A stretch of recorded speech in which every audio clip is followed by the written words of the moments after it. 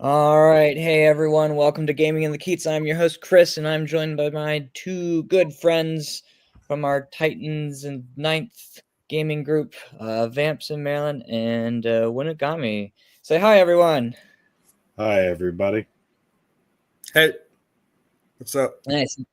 So now what we're doing a list review for an event happening at Titans Games and Hobbies up in Timonium, Maryland.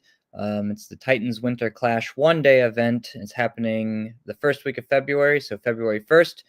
And it's being organized by Vamps in Maryland. So Vamps in Maryland, would you like to, talk about the organization of the event, the details, and what's it all about? Well, I think not too much to add. One day event down in Baltimore area in Maryland, and just really looking forward to having the event. Of course, couldn't do it without the support of people like Chris Wynn, who's supplying some support for the event, and really appreciate you kind of not just promoting the event but promoting the Ninth Age on YouTube. So looking forward to it. Perfect. All right. So we're just going to go over the lists and the matchups. We do have to make a caveat here that New Recruit isn't completely updated with some of the new upgrades and changes with the Arcane Compendium and some of the armies that got their recent update. So a lot of people have had to do or type in their lists manually. So you'll see some errors pop up or some points not be quite correct in New Recruit. But yes, the players have been working tirelessly to get their lists correct and in. So yeah, with that, let's go into the first matchup here. So we're doing King Rich and Mark, match one. So we're gonna open that up. We're doing The other thing worth noting is that the mission is wrong. We can't seem to get it switched to the one it's supposed to. It says Forge and Plunder. It should be Hold the Center. Indeed. So we're playing on Ancient Fortifications. We're doing a frontline clash deployment, and we're doing Hold the Center, which, of course, when comes, time for the tournament, like the day of, we'll be, of course, reiterating that tirelessly. So yeah, James or Chris, who wants to take Warriors? I mean, I can take it if you'd like me to. I thought it was going to be a no volunteer situation, so I'm gonna let Chris go ahead. I mean, I've done a little bit of research into Warriors of the Dark God, so I have some idea of what's going on here. So we're starting out with the Sorcerer on the Battle Shrine, Wizard Master of Alchemy, Copper, Corruption of Tin, Living Steel, Word of Iron, Quicksilver Lash. So he's got the reduced armor save, the increased armor save, the +1 to, is it +1 to hit or +1 to wound these days? With melee. Melee? All right. +1 to hit. All right. And then he's got the 2 missiles, basically everything but the wall. And then, extra channel. So, I mean, it seems like a fine sorcerer. The Battle Shrine is the one that gives you the extra spells, so he's also got Whispers of the Veil. Honestly, a solid pick for Warriors units. I don't really think you need Living Steel in a Warriors list, personally, but because you're already at a 3-up save, but I guess it's useful to get those units to a 1-up. Then we have a Flying Chosen Lord, not the dude with wings. He's actually on a flying chariot, which is interesting. Not something you would normally see in my experience. Paired weapons, hand weapons, Symbol of Slaughter, so he's going to have 1,000,000 attacks. And Wrath, so he's going to have 1,000,000 attacks. It seems like a cowboy if I've ever seen one, plus Trophy Rack. Chosen Lord on the Karkadon. I've not really liked the Chosen Knights in this rendition since the 3.0 came out. I think they're a little underpowered. Granted, I haven't looked at the last rendition of the book, so I'll be interested to see how those go. It looks like probably 5 because it's the 4 Chosen Knights and then the Chaos Lord with the Karkadon. He's going to do some damage, though. It's a Chaos Lord with a halberd with Vorpal Binding and Wrath. He's going to hurt. I'm just questioning the usefulness of the rest of the Knights. Block of 24 Warriors, and this is where we run into the problem of this unit is technically 104 points over budget, but because he's taking the upgrade, this unit is entirely within budget that it can be. But New Recruit is yelling at us here. Again, paired weapons, Wrath. And Zealot's Banner, which I believe is the extra support 2-1. So this is a very, very offensive Warriors unit. Maybe that's the reason for the Word of Iron, since he's not bringing shields. 8 Warhounds, good chaff piece. 9 Warrior Knights. Interesting that it's maybe this was just a points thing, but I was saying interesting it's the 9 Knights because normally you either do the 10 or if you're going to do a 9, you put the character in it. But Wrath Knights with lances, it's a solid pickup. And then the Flayers are the fast cav, right? That have the sweep attacks. Yes. Yeah. Overall, it seems like a pretty solid list. It's going to run at you and hurt you. And he's got 2 units of chaff, 2 very fast units with the Warrior Knights and the Chosen Knights, and then a block of Warriors that'll get there eventually. Does anybody know if the Battle Shrine can join units? Because that's the Chariot one, right?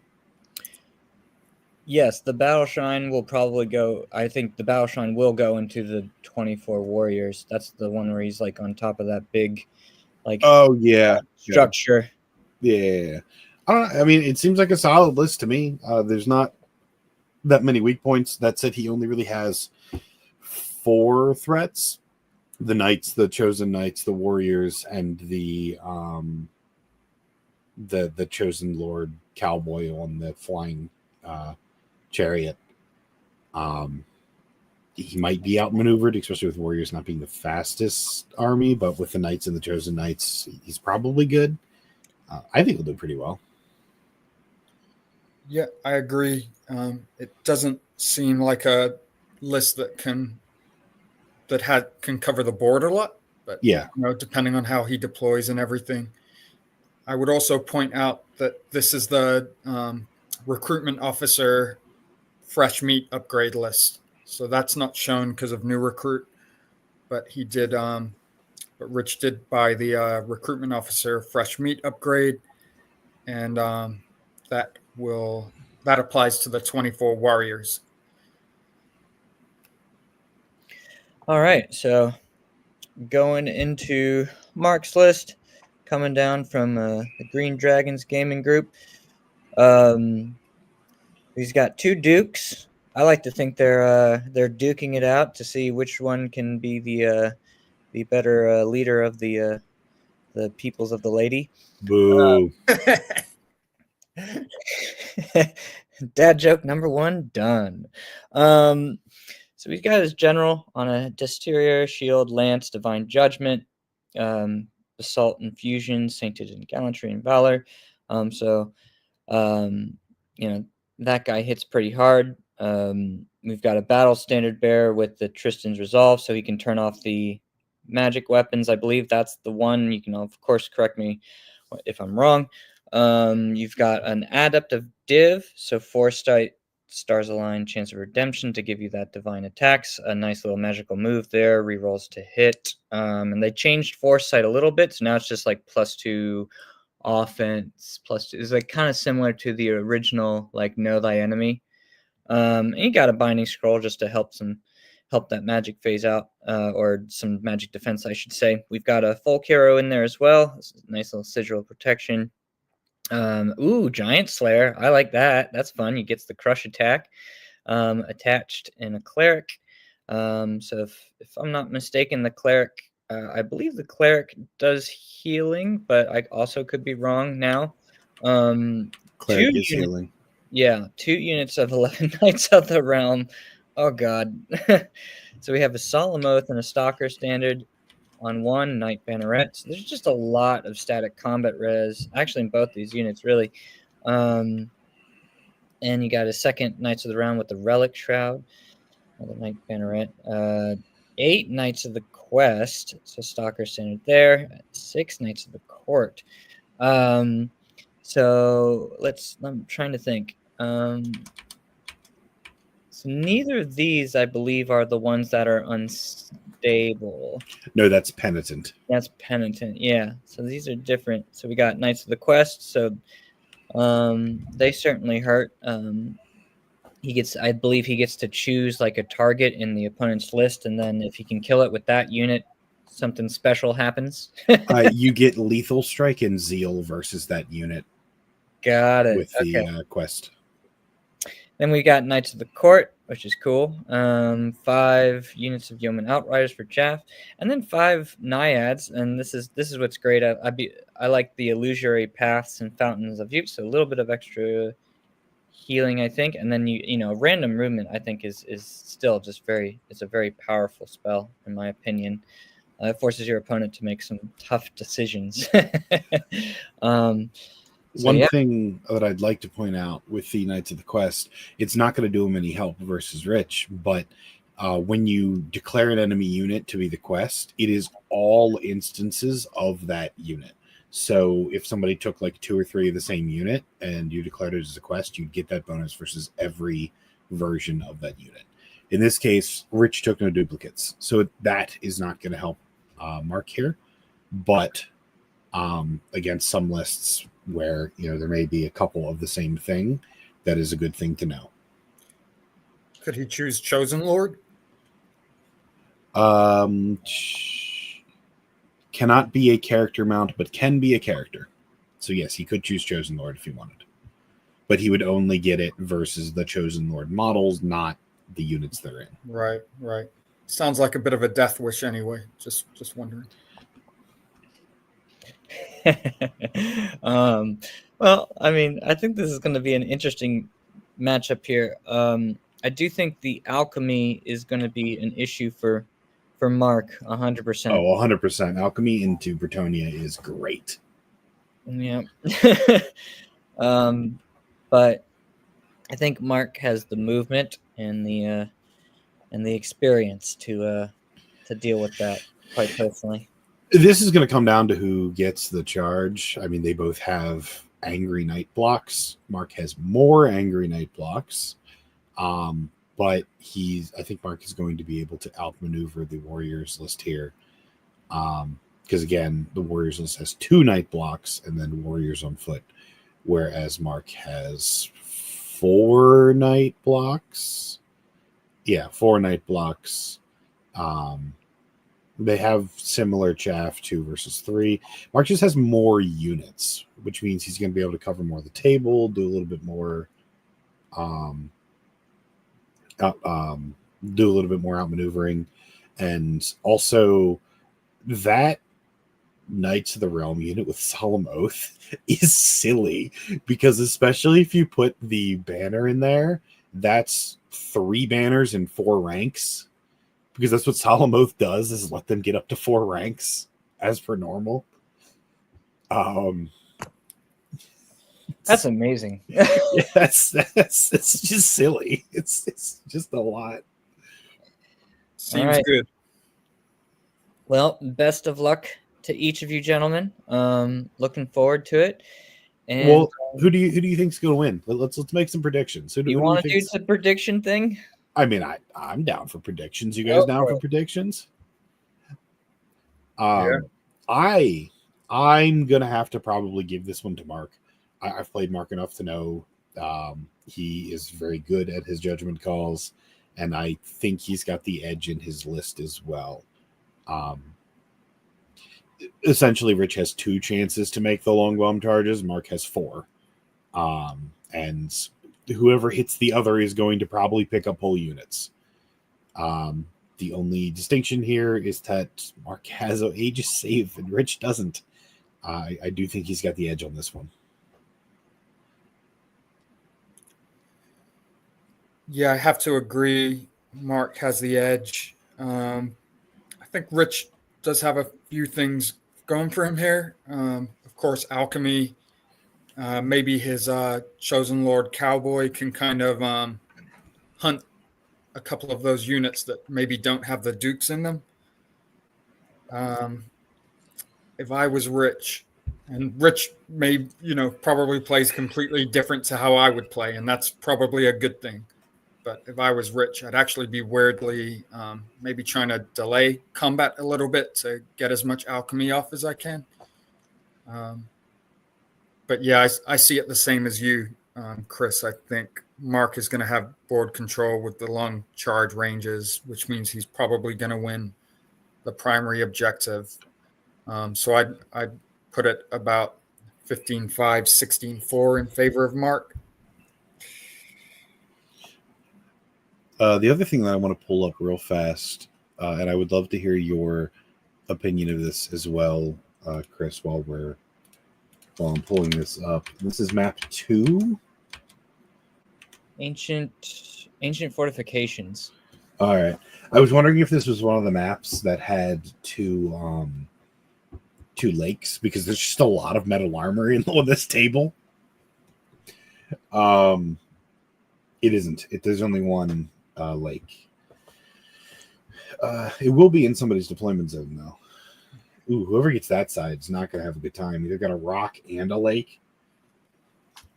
This is the only Arcane Ruin map.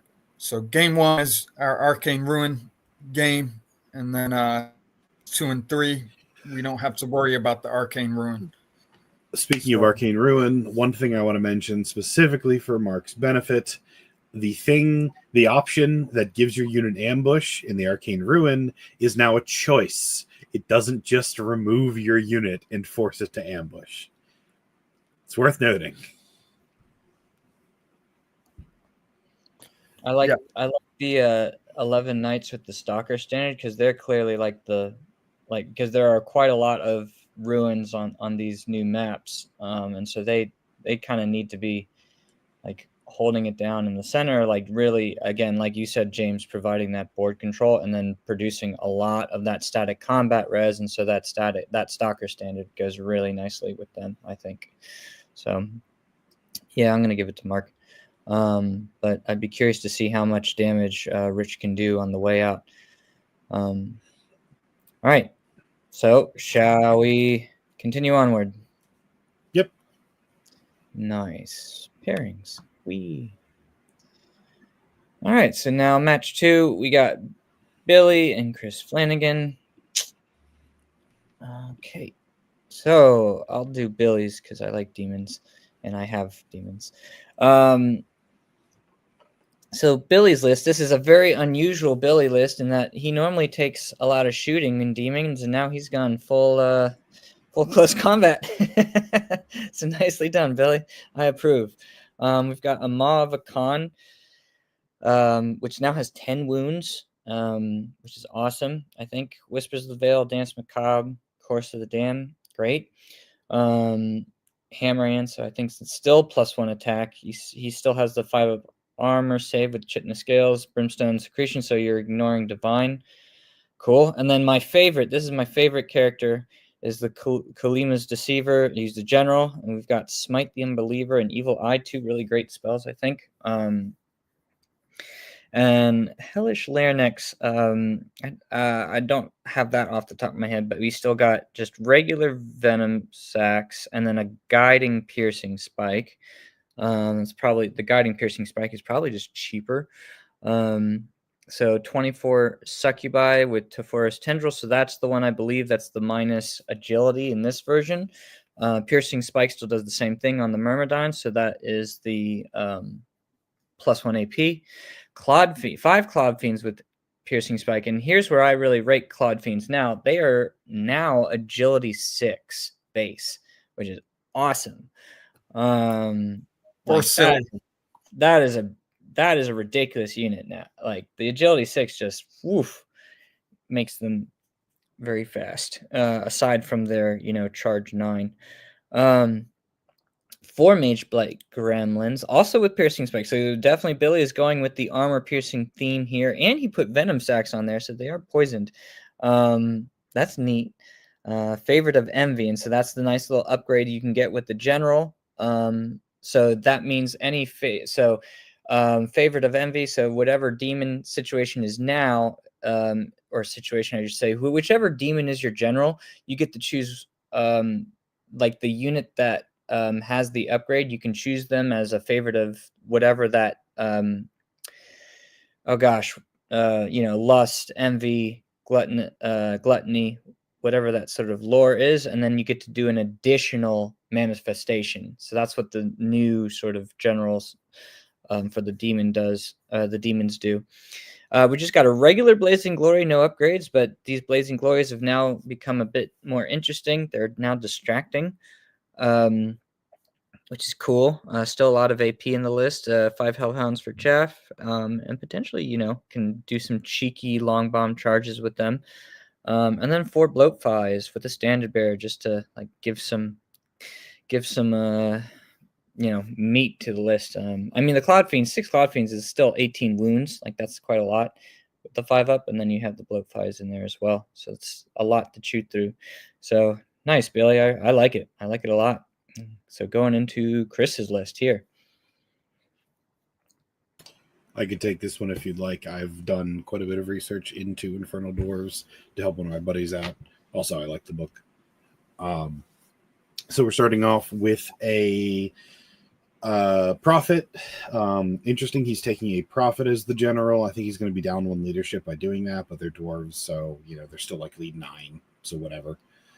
Prophet of Lurgar, that is the these, I always get these mixed up, which prophet is which. Hold on, give me a second. I can pull it up in 2 seconds. Lorgar is that's the lose armor but gain the Aegis save one. That's fine. Want a chariot with pyromancy. So he's got the fireball, the bigger fireball, and the breath weapon. So that is direct damage .wizard.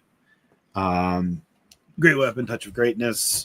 So that thing's strength 7, AP 4.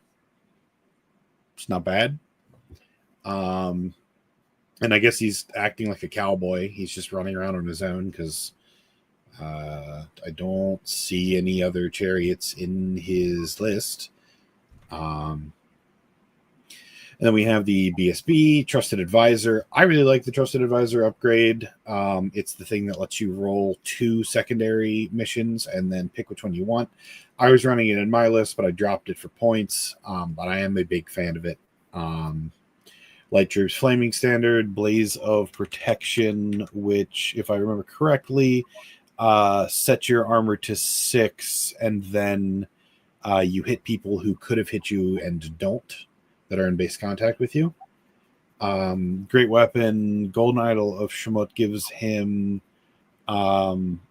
Ghost Step. Oh, but it gives him Flaming Swords as a free spell. That's probably why he has it. Because I'm assuming the Vizier is going to join one of the other units because he has the Flaming Standard.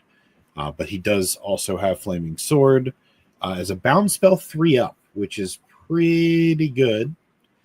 Obviously easy to dispel, but fairly easy to cast as well. 2 blocks of blunderbusses, exactly the same, twice branded for the extra shooting rank. I believe that one does. Yep, shooting extra rank. They're gonna do blunderbuss things. I don't think we need to talk about those units. Tarek Anointed, great weapons. I love seeing these on the field. I am a big fan of these idiots, but I don't see them all that often. These are the big dudes, the 50 by 75 guys. They're fairly scary, if you ask me. With the great weapons, they're going to be strength 7, AP 4, 3 attacks apiece. Rocket battery, good for killing other artillery and like individual cowboy pieces and stuff. I don't think they really do all that much to units. I mean, you can kill a couple guys, but it's like 4 shots, strength 6, AP3. I guess it would be decent into somebody like Mark, where he could just pick up 4 knights potentially. Vassal Cav, they're good. They throw flammable out and are chaff. 2 flamethrowers. Chris has gone full in on the fire. He's got the flamethrower wizard and 2 other flamethrowers. Woe be any infantry list into him. And then an infernal engine with a rocket battery. So he's got a train as well. Yeah, I mean this works. It's a lot of infantry murdering with a few high strength, high AP things scattered into it. I like this list. Of course, I'm always a fan of flamers. I was the guy running 2 flamers back in Dwarves last edition, so I may be a little biased there. But what are your guys' thoughts? Well, so I mean, we've basically got this massive combat list that can be pretty quick to close the gap against this massive range damage list, which I think is going to be very interesting. But I think 2 things kind of stand out for me with this is again coming from like a very limited knowledge of Infernal Doors, but like the Turok Anointed are like my question mark with the great weapons. Yeah, they don't really fit in the list, in my opinion. I think they're here to give some sort of mobile, like, melee punch. And they are going to hurt something. It's 9 attack, strength 7, AP4. But yeah, but like with they don't great really weapons, I'd be tempted to just run them either paired weapons or the other one that gives them the shield upgrade. I forgot what it is. If that's still even an option, like the Infernal Weapon or something. Infernal Weapon Shield, you can do that. It is... So Great Weapons is the free upgrade. Oh, that makes sense. So he just has them as a cheaper... Yeah, okay. Yeah, Infernal Weapons are 5 point a model, paired weapons are 5 point a model, and shields are 10 a model. So that would be the one I would be a little concerned about. And then I only see, at the moment, now I could be wrong, I only see like 1 vassal unit to throw out incendiary tokens. For the amount of fire he has, you think he'd have more flammable? I'd be curious as to Chris's thoughts on like maybe finding a way to include another vassal unit to give out more incendiary tokens. But I mean, he just has so much, like with pyromancy and the 2 NAFTA throwers and the 2 units of blunderbusses, both having stand and shoot and fire an extra, like, oh my god. Yeah, so it's worth noting that only one of the blunderbusses is going to be flaming, assuming that's where the vizier's going. Mm-hmm. But like I think you probably swap the Turok Anointed out here for another unit of Vassal Cav, and then you have a few extra points to scatter around somewhere. Maybe get I think some Kadim Incarnate, especially if you're going real heavily into flaming. Kadim Incarnates probably wouldn't have been a bad pick here, or like a Kadim Chariot or something. That Volcanic Embrace is rough to deal with, in my experience. Yeah, I think you just need more instances of flammable, though. I think that's the right call. But otherwise, that's like, it's still scary. It's still a scary list. Like on my end, like, that's 100% a red matchup for me. I don't want to fight it. Yeah. So, I mean, this is going to be interesting for Billy. If Billy can close the gap and get into the right targets, while you know, the infantry is like kind of Billy's weakness at the moment, because they're just going to like eat it from flamethrowers if he marches into their range. But if he can put, like, those Claude Fiends are deceptively fast. Mage Blight Gremlins will be interesting in this matchup too, I think. To like just get in the way of preventing Yeah, I'd be curious to see how that. Bloatflies, even though they have the fortitude save, so again, this is not great against flaming. I think they still get a 5 of Aegis against magical attacks. I'd have to double check that, to be honest. But so it's not a total lost cause, but bloatflies are kind of and I know that bloatflies, I think, lost their light troops now. So they fly, but you do have to be conscious of the fact that unless they added it back in, I don't know, with all the changes. So I think Billy needs to go first and just put the pressure immediately and gum up that warrior and gum up this line if he can. I mean, the one benefit Billy has, in my opinion, is the fact that he doesn't care that Chris is going to potentially be taking some armor away from him with the like the blunderbusses and because blunderbusses are rough when I think they're what, AP2, AP3. Like blunderbusses are hell on wheels into anything with an armor save, and Billy's just entirely ignoring that. Right. So that's a benefit. It's also worth noting that the naphtha throwers are not entirely efficient in this setup because they changed how flamethrowers work. They're not random per rank anymore. It's just a 3x5 weapon. And I don't think Billy's going to have anything that's 5 deep. So he's at least never going to get max hit with the flamethrowers. Well, he shouldn't. Well, I mean, I don't tell me, Billy. Don't. Yeah, I wouldn't put my succubi and myrmidons, 5 deep. I mean, the myrmidons' worst case scenario would be 4 deep, but even then, I think they should probably be a little bit wider. If the succubi aren't 8x3, I have questions. Yeah. But I think he'll do decently here.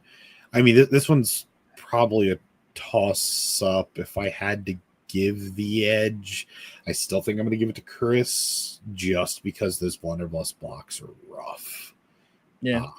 And he does just have the other amusing thing here is that pyromancy is sometimes bad into pyromancy would be bad into Mark because he's just all right, cool, AP0, I don't care. Well, in this case, he has no armor to worry about AP, so pyromancy is strangely good here because you're not wasting any stats there. I think I give it to Chris though. I mean, yeah, I can understand that. I think Billy, your MVP in this game needs to be the Claude Queens, 100%. If you can get the Claude Fiends and then the flying bloat flies and into the correct targets, you might have to sacrifice a blazing glory for chaff piece, or you still got mage blight gremlins. That's true. Yeah, so we'll see. You just gotta you gotta go. Because there's no point in this rate of staying back. In my opinion, but hey, that's me. James, any final thoughts? Small edge to Chris. Billy has a chance to swing it if he gets into combat in sufficient numbers. All of Chris's combat units have great weapons, so Billy will be swinging first and with a higher volume of quality attacks. So I think it's just all about getting there. All right. Best of luck, gentlemen.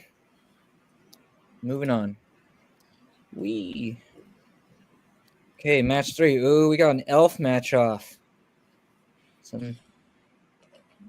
All right, nice. And then just immediately see 3 Wild Huntsman unit, and I'm very happy. Yep. Here we go. Nice. All right, so I'm gonna recuse myself from this one. I don't know the elf books. I'll do Aaron's, and then James, you want to do Lynn's? Sounds good. All right. So Aaron's one of our club mates. He's doing Sylvan Elves this time. So we've got I like that he's got the Avatar of Nature and Glory Hunter. That's awesome. So that's the combat one. I'm already like thumbs up. Nicely done, Aaron. We've got a forest prince on an elk. Shield, open cloak, shielding bark. Okay.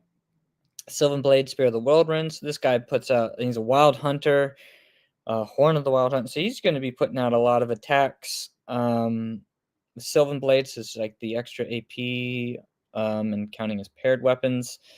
So that's really nice. And I think the Shielding Bark might even give him an extra health point too and an Aegis save. I'd have to double check. I'm looking. I got you. Meanwhile, we've got like a nice little chieftain, standard bearer. Ooh, Hunter's Honor. So that's the and Song of Sinrin. Nice. We got that one of the elf spears, the Uber spears.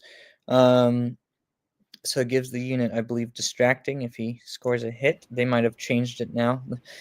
Bear with us, people. There's been a lot of changes. Real fast for the Shielding Bark. It's +1 HP, Aegis 5 up, Fearless, Tree Singing, Weakness, Flaming Attacks, and Arm set to 4.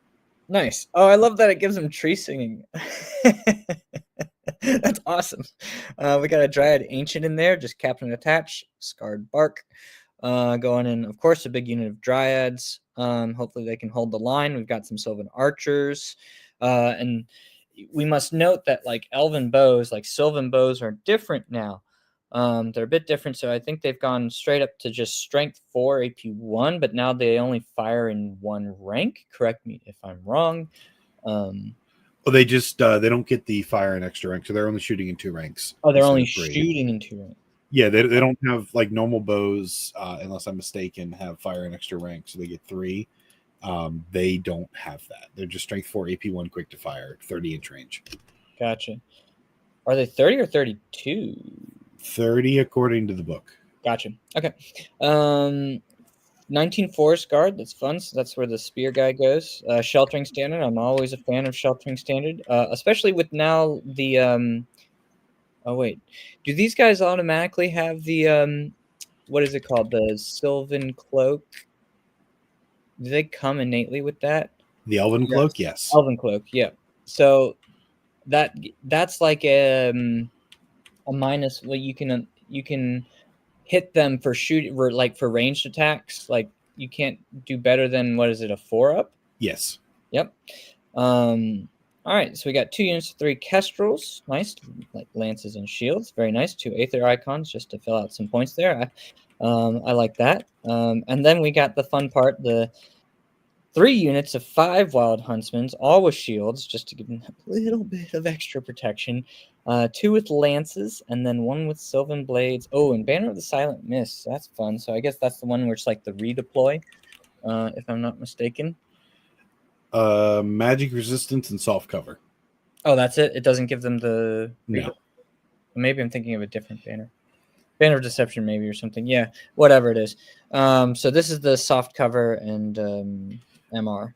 If I can chip in for a second, my favorite part of Aaron's list is that he has gone full-blown into the meme of magic is no good, why would I bring it? He has 2 instances of Tree Singing, and that's it. just relying on that Sylvan Cloak MR, and I think I just love that the I'm curious to see where the Forest Prince goes. I bet the Forest, actually no, excuse me, I probably know. It's the Forest Prince will probably go in the Banner of the Silent Mist unit. And that unit will just I'll just hurt you. That Elk Lord is rough too. Like I've seen him in action, and he does some good things. Nice. And then God, I love the Avatar of Nature here with Glory Hunter. Like that's dope. So he's going to be going after your characters to get him that secondary. That's awesome. I love that upgrade. Okay, so moving on down to Lynn's list. Sorry, just had to unmute myself. So Lynn's list, he's got 2 commanders on Sky Sloops. One's his general, one is his BSB. Order of the Fiery Heart Mage and Alchemy. I think that's a solid choice for this tournament and this matchup. 30 Sea Guard, solid 5 Highborn Lancers, little scoring unit, a chaff unit, 10 Rhymer with the Stalkers, like that unit, 22 Flame Wardens, an Initiate, and 10 Grey Watchers. So pretty concise list, a lot of shooting, pretty solid magic setup. You've got your alchemy and your pyro, so you're pretty much prepared for most things with that combination. I think Flame Wardens are just a brick that kind of gets in the way and tanks what you need them to tank most of the time. So yeah, I think it's a really concise list. I believe the commanders with the sky sloops have a really nice aim buff. I'm just going to check that out real quick. But I believe, yeah, so the sky sloops with the characters on them have aim 1+, which is pretty nasty. And then they also have quick to fire. Yeah, so those, he's going to be doing some shooting. I don't know what else should I be commenting about this list, fellas. You tell me what you want to know. Well, I like the Order of the Fiery Heart Mage. So if he does happen to be in combat, he can still cast those damage spells. Was that still the same thing now? Like, did they change that? Do you know? Let's find out, because I'm not 100% sure on that upgrade.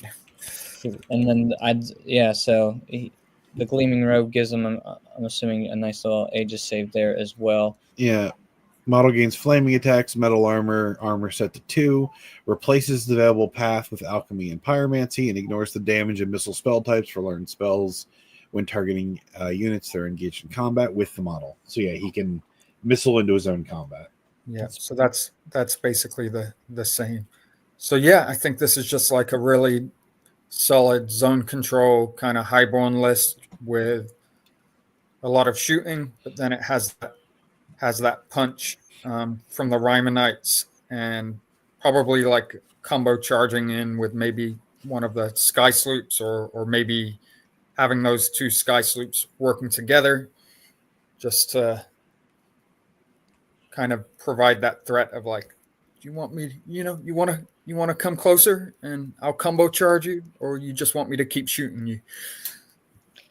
Right. He still has 3 flying units that can like end combo charge together with the 2 sky sloops and the initiate if he needs it. And I'm just curious. So I see the general has the 5 of Aegis on the sky sloop.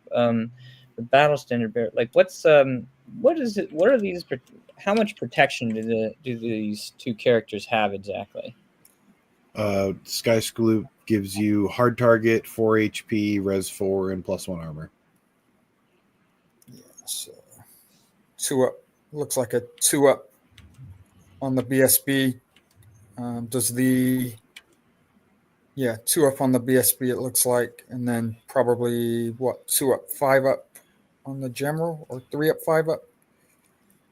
But either way, right? He's 3, 4, 5. Yeah, all right. So I was just counting armor. Sorry. Yeah, that's all right. So I think they're pretty cheap characters. He's not over invested in them because I think he knows ideally he's just kind of standing off and shooting with them. Cheap looks at the 450 point characters. Yeah, totally. Yeah, I mean, 220 points less than a Griffin Prince. So, that's fair. Yeah, I think ideally, right, he's forcing handoffs and shooting. But yeah, he can with the ability to move around and fly and corner clip. I think he can choose combats as well.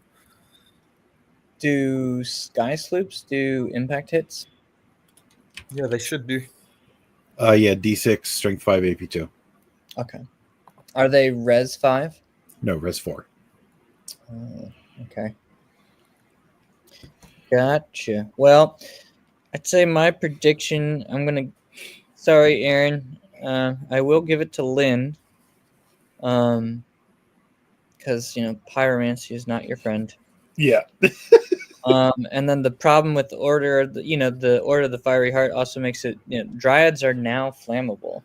So, Yeah, I'm gonna have to agree with you here. As much as my heart wants Aaron to win, I think I have to give it to Lynn.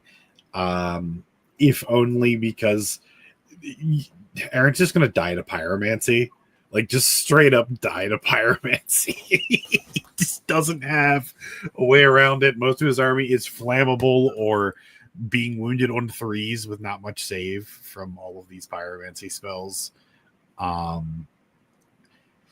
mean, he does have some alchemy, so like sure, but pyroclastic flow is going to do a hell of a time into these like dryads or the Sylvan Archers or the Forest Guard or whatever. Yeah, I mean, the alchemy is flaming too, so the flammable stuff will be affected by alchemy as well. Yeah. Now, I will say, for Aaron's credit, I think the Avatar of Nature could do some good things in this match. If that Avatar doesn't just start spiking sky sloops out of the air, I'm going to be very sad. Yeah, I'd be curious to see how Lynn deals with the Avatar. Well, and if I can cut in for a second, I do think that Aaron does have some valid things here, because this is one of the matchups where I think the Kestrel Knights are actually going to have a lot of use, because he has things that can go chase down those sky sloops, where a lot of people are just going to be completely outmaneuvered by Lynn's list. Aaron can keep up between the Wild Huntsman and the Kestrel Knights. Yeah, the sky sloops will be, because of the Elven Cloak, right? The sky sloops will be hitting the Kestrel Knights on 4s, but I'm still not sure that they'll actually be able to get to the sky sloops. I feel like it's advantage to the unit that can move around and shoot. Oh no, I agree here that I think Lynn has the edge. I'm just saying that those sky sloops would be a big problem for a lot of people. I think Aaron at least has a chance to potentially catch them. Yeah. All right, Aaron, use your tree singing. Put trees up in front of you and do your best to withstand the shooting. Hey, man, trees, cover. It's exactly what he needs. Knights of Rima with the Stalker Standard. I love that unit. That's that unit. That's a nice unit. I like it. Lynn has the shooting, so I'm going to give this to Lynn. Aaron, is playing like a combat Sylvan list, basically, with just a little bit of shooting. So I'm going to say Aaron probably has to push here and force some combats early. Agreed. All right, gentlemen, best of luck. Elf on Elf Slaughterfest. We'll see what happens. I love elf on elf violence. Oh. No matter who wins, there's less elves. All right. Yay. My match. Match 1. Cool. So we'll do mine, or I'll do mine, and then someone can take Ben's. So my list, we're going with my tried and true Dread Prince on a Raptor Chariot. She does have the Battle Line Hero upgrade, even though it's technically not in New Recruit, because New Recruit is being finicky. And those are the correct points. So she's got the Basalt Infusion. So she has a 1-up, 5-up against range, and then a 3-up Aegis against flaming. It's just like with how good alchemy is, and how, just with different range damage threats, like she just needs that 1-up, 3-up against 1-up, 3-up Aegis against flaming. Like, it's just necessary, I think. Now I'm trying out this new weapon. This is the great weapon, Elven Finesse, Height of Hubris. So I get Hatred, like first strike. I don't have to charge. It's just first strike, multi-wounds 2, and Hatred. So I'm all about that on a great weapon. And then we got a Talisman of Shooting, and then of course a Potion of Healing, just to give her that extra little bit of survivability. So she's giving out that nice 18-inch Courage bubble of 10, which is just awesome. Now I've gone really light on magic, but hopefully the magic I have taken can affect me for the most part in both the shooting and combat phases. So I've gone with just an Exarch Adept of Alchemy, Molten Copper, Corruption of Tin, Living Steel. Depending on the matchup, I'll probably switch out Living Steel for my Hereditary. I gave her a Spear because it's free with Kingslayer. So depending on what she's up against, she'll get like 4 attacks with the character in there, strength 6, AP effectively 4. And then if it's mounted, it'd be 5. So that's nice.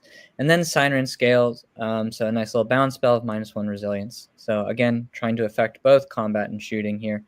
We're going with my tried and true, again, 34 Spears with a Sheltering Standard. Love this unit. I'm not leaving home without it until they get rid of the Sheltering Standard. It's just a big unit to help me control the center, really, and where the altar goes. We got 14 Corsairs now with repeater handbows, and here's where the new rules come in with Banner of Orlane. So the Banner of Orlane is I can take up to 3 banner, or I can take it 3 times in the army. It limits the unit size to height 1, 15, and to height 2, 6. But it gives me devastating charge +1 attack. So all of a sudden, if 14 Corsairs do charge you, that is still 28 attacks with paired weapons, and then hopefully I can use my alchemy to start tipping that combat. And Corsairs do have a stand and shoot, which is also pretty neat. Just 10 auxiliaries with the standard bearer for another scoring unit on the board and some extra shooting. 4 Gorgons now, because you can take 4 of them. They went back up to 4 attacks. Still have Petrifying Stare. They're still Strider, still Supernal. And yeah, they're great. They're awesome. I think with the 4 now at 450 points, I get really good value from them. We have 15 Obsidian Guards, so they're like effectively my BSB, my Rally Around the Flag unit, also with the Banner of Orlane. We're trying out a unit of 6 Dread Acolytes. I do feel a little uncomfortable with only being 6, but the unit does put out like 25 attacks on the charge with the Banner of Orlane, and then an extra 5 from the horses. So they effectively put out the same amount of damage as a unit of roughly 9 for a lot cheaper. We have the new Divine Altar of Yema, so that gives all friendly units within 12 inches +1 ability, and Devastating Charge Strider. So I'm, again, a big fan of that. Hunting Chariots to help me with zone control and mounted units and just, some high-strength shooting. They're great. They're quick to fire and accurate, so it's really, unless they're shooting through cover, they're hitting things on 3s, which is awesome. And then a Miss Leviathan, because I know that ranged damage right now is really good, and I do need some form of protection from it. And the Miss Leviathan has done some pretty good things. Like it can be surprisingly good for like a utility piece of like charging enemy bunkers. It does fly. It causes terror.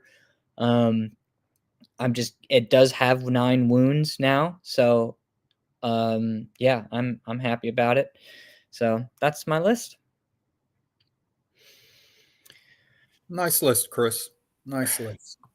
Thanks. I am a little concerned because my model count is low, as kind of expected with like the elite units, except for the spears, really. But I'm hoping they can do enough in the combats with the right combo charges to offset their low health point. So we'll see how it goes. All right, James or Chris, whoever wants to take it. Chris, you took Warriors the first time. Do you want them again? Yeah, sure. Why not? So we have a Sorcerer on a War Dice, Wizard Master of Alchemy. I'm seeing a lot of alchemy. I guess people are really enjoying that lore, which makes sense. It's got a lot of good spells. Once again, leaving the wall at home. Gladiator's Spirit, which is God, hold on. Let me pull open the book again. I don't know that upgrade. Come on, Ben. What are you doing to me? I think it's parry and plus armor.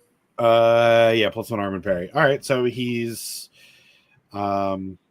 just kind of creating a defensive sorcerer here with alchemy. I'm assuming he's going to be in the warrior bunker with the Veilgate Orb, which is the thing that lets you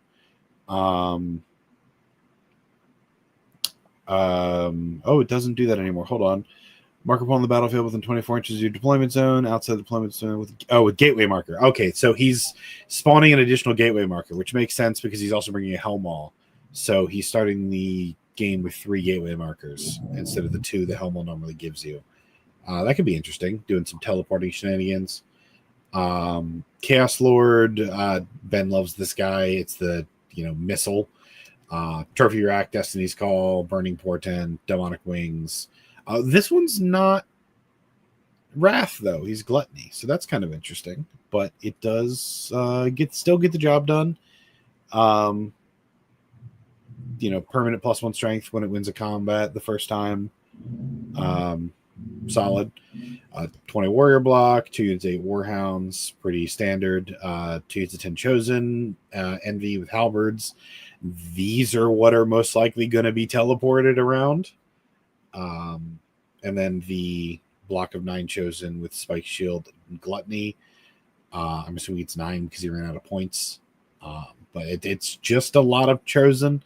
My concern here, I mean, he does have the mobility of the Helm Maul, but especially if, somebody can pike the Helm Maul with, range or artillery, which we've had decent of so far.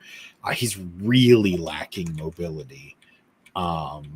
Like nothing's moving anywhere. I mean, they're warriors. They still move 4 inches, but he's really not going anywhere. It doesn't seem like a bad list. Like I said, I just have some concerns. That said, the Chosen will basically pick up anything they manage to touch.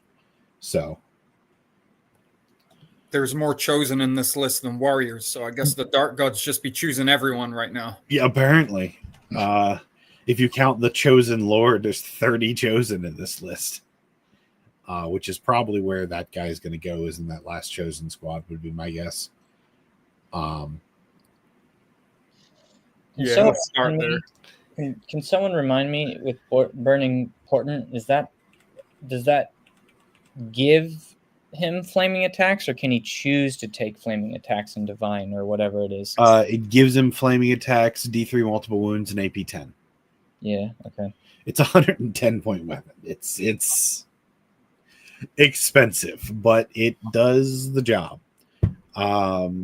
With the Chosen Lord, he'll end up being Strength 5 base. So if he actually gets his Gluttony off, it'll be Strength 6. He's pretty angry. I like that he put Glory Hunter on this guy too. Like he's gonna missile him into a unit with a character and just like try and kill that character, and then automatically count for getting his secondary, which is great. Mm-hmm. And Chosen Lords are what? Base agility 8, I think, right? 7. Ooh, interesting.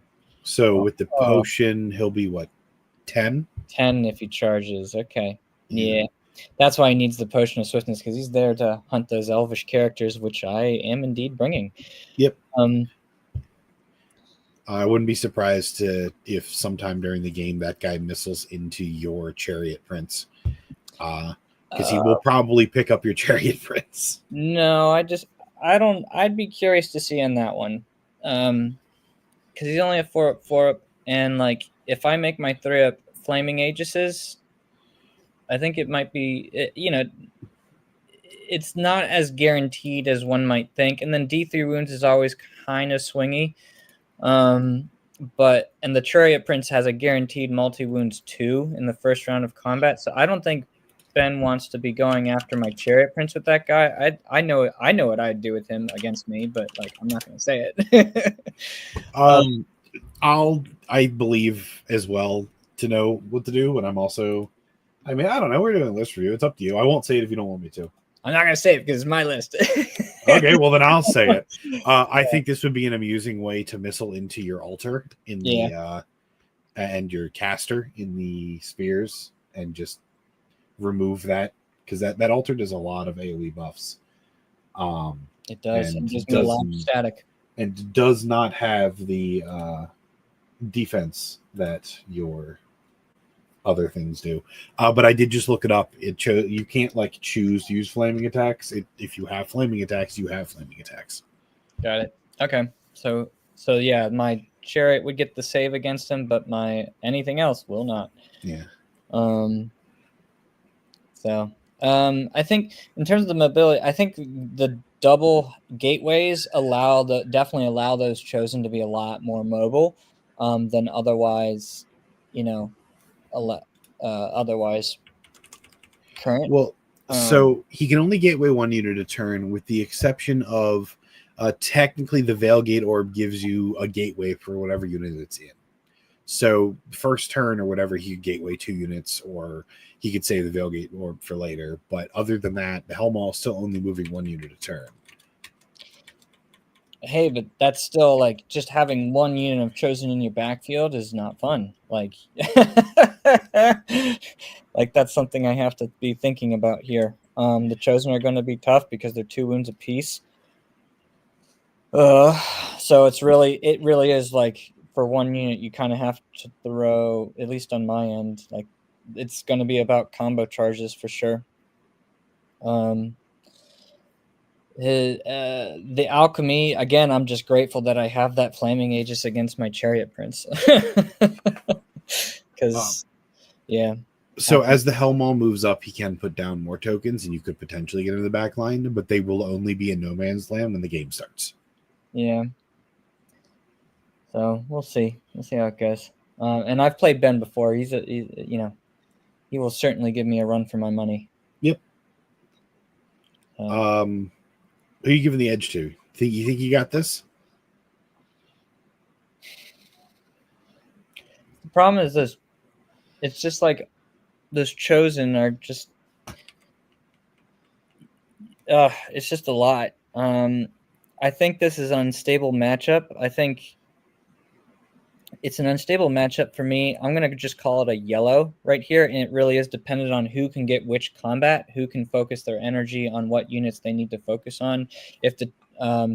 Even if the Chosen Lord happens to snipe out my character or snipe the altar, like it's still a big unit of spears that are going to be solid, so he does probably need to combo charge that Chosen Lord in somewhere else, or with something else in order to like make him effective. So if I can set up counter charges right with I don't know, it's just tough. It's gonna be his magic is better than mine, so it's tough to say. I'm gonna just call it a yellow because I also have some magic support with -1 resilience. I'm debate on my hereditary or not.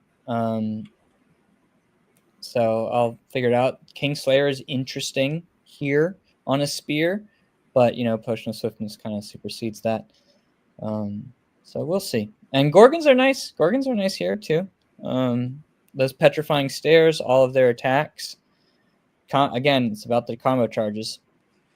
So. I'm thinking his armor save might see him into combat with you, because like he's even the Chosen, they come with shields innately, so like they're gonna have a what was that, arm 4, so a 2-up, 3-up versus any of your shooting attacks. They're also res 4, so like they're gonna be rough to wound. Yeah, but I'm not really. I mean, my shooting is kind of designed more for like, it's the Hambo stuff mostly. That's like designed for more of like the counter chaff. Yeah. And dealing with squishier targets, and then it's the hunting chariots that then I get to kind of decide where I aim them. I think they're going to be helpful for me here. So we'll see. We'll see how it goes. But best of luck, Ben. I'm really looking forward to playing you. James, any final thoughts? No, I'm seeing it how you guys are seeing it. I think it's pretty even matchup. I think a lot might depend on how effective the teleporting is. If the teleporting is used really effectively, it might end up just being like 1 unit of Chosen too much for you.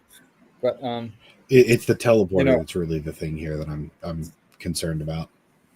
It's definitely it's definitely not a one-sided matchup, and I'm going to say a lot is going to depend on deployment and who goes first. But that's just my thoughts. I'm a call it 10-10. Like it might swing one way or the other, but I think it's a pretty even matchup. All right. Best of luck, Ben. And moving on. Okay, we got match 5, Stottle and Brandon up doors versus a classic historic matchup. Oh, perfect. Here, Chris, do you want to do orcs and goblins? And Sure. Technically, these are both my armies, but sure. So let's see what Stottle's got going here. We've got an orc shaman, wizard master of thaumaturgy. Wrath of God, love it. I like having that as a tech spell versus gun lines because it really does mess up gun lines, especially dwarven gun lines because they don't have the speed to get away from it. Magical heirloom, so he's got it's just a wizard master with a bunch of stuff. And orc warlord, general, type leader, right, makes sense. Light troops, he's T6, Kingslayer, great weapon, pan of protection, pension, potion of healing. I mean, it's just a funny. It's just like a toughness 6 orc with a great weapon. I'm assuming he's going to go into the veteran orc block, or he's actually probably going to the iron orc block. Thinking about it, brood alpha, battle standard bearer, one alpha pig, shield, banner of courage, warding of unity, scroll of draining.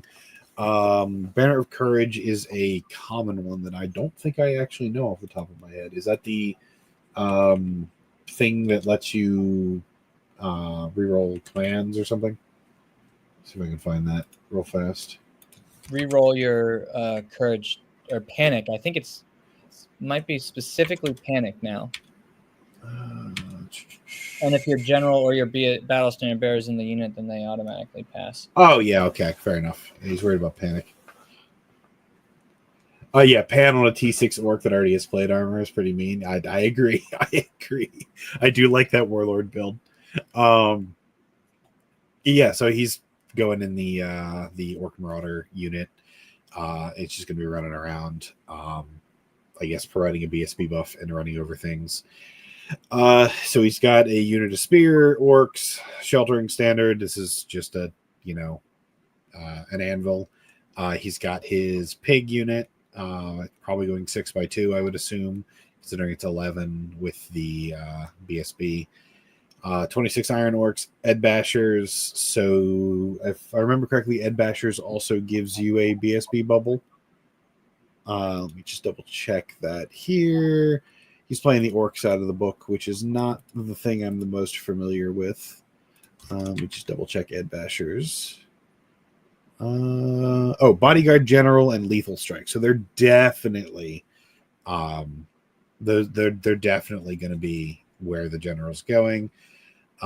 That's, I want to call it an anvil, but it's also a hammer because it's iron orcs and they're going to hurt because they've got every weapon in the book and lethal strike. 2 iron orc chariots. These are just, they hurt when they hit you, but they're also just to give him some mobility and ability to get out and do stuff. I like the Aether icons there. To stop from the little magic missiles picking up the chariots. To goblin chariots, I'm not the most sold on goblin chariots. I would rather that I'd rather that be 2 pump wagons. The points would just about work out because the pump wagons are 110, so you'd have to find 10 points somewhere. But I think I'd rather that be 2 pump wagons than goblin chariots personally. But I'm sure he's got a use for them. And then 4 Grotlings are nice because they afflict the, I think it's minus offense, if I remember correctly. All in all, this seems like a nice bashy orc list. It's very clear what it wants to do. I like that orc warlord build is kind of mean. I think he's going to do really well. Yeah, it seems like a good list. He's got, the marauders and 3 units of chariots, so he can definitely try for some long bomb charges and combos. And that's a lot of impact hits. It is. The goblin chariots are D6 +1 apiece, strength 5, AP 2. The Iron Orc Chariots, just verify those real fast, are D6 impact hits instead of the D6 plus 1. So maybe that's why the Goblin Chariots are there, because they have more impact hits for cheap. This is nice. All right. Well, very nice. Yeah, I like Thaumaturgy here too. Thaumaturgy is really cool. Thum's a cool lore. It's a little, in my opinion, it's a little situational. Some of the spells aren't going to do much versus some opponents, but at the same time, orcs really like the minus agility thing that Thumb has. You can just set people. Weight of Judgment is -2 agility. Holy Affliction is -1 to wound. Smite the Unbeliever is just a spell, and then Wrath of God, like I said. If you're going to take a Thumb Wizard, I like taking a Master to get Wrath of God in there, because it will save your life versus gun lines. Agreed. Let's see what the dwarves got. Am I talking about this one too? Why not? I was going to say, James, why don't you take it this time?